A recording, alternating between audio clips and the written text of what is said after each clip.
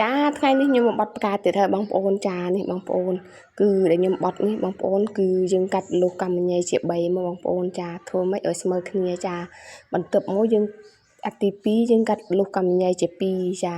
គឺលុះ1យើងកាត់ជា2នេះណាបងប្អូនចាបន្ទាប់មកទី3គឺយើងមិនបាក់កាត់លុះកម្មញ្ញទេយើងមូលទាំងវែងដើម្បីឲ្យវាមានរាងធំ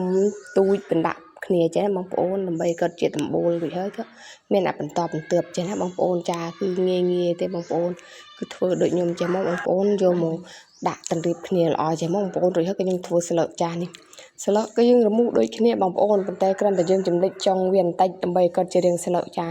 បន្ទាប់ពីយើងធ្វើជាស្លឹករួចហើយក៏យើងយកមកចងមកបងប្អូនចងគឺលុះនេះគឺចងស្រួលយកមកទៅប៉ិនគ្នាទៅក៏គាត់ជារាងស្លឹកចេះណាបងប្អូនចាគឺមិនបាក់វិញឆ្ងាយទេត្រង់តែនេះចារួចហើយក៏យើងមកមូលផ្កាម្ដងចាគឺយើងមករមូលកន្លែងដែលយើងរមូលយើងមានស្គូតគេណាបងប្អូនចាបើយើងអត់ស្គូតគឺយើងឆ្នៃដាក់ជឿ502ទៅបងប្អូនចានេះគឺតនេះគឺខ្ញុំមានស្គូតគឺខ្ញុំមូ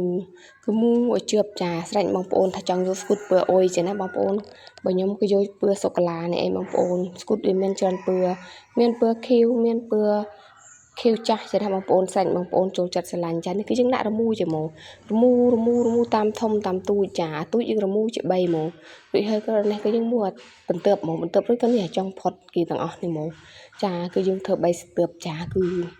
ផ្ការបស់យើងគឺស្រស់ស្អាតខ្លាំងមែនទែនចាបងប្អូននេះគឺពើនេះគឺខ្ញុំស្រឡាញ់ខ្លាំងមែនទែនគឺពើក្រហមចាបន្ទាប់មកគឺយើងមូវាទៀតបងប្អូនមូតតាផុតរស័យយើងដងយើងគឺធ្វើពីរស័យចានេះបងប្អូនរួចហើយគឺយើងយកស្លឹកនេះមកបងប្អូនយកមកដាក់មកដាក់ឬក៏មូទៀតឲ្យជិបគ្នាចាគឺងាយមានតែប៉ុណ្ណេះឯងបងប្អូនចា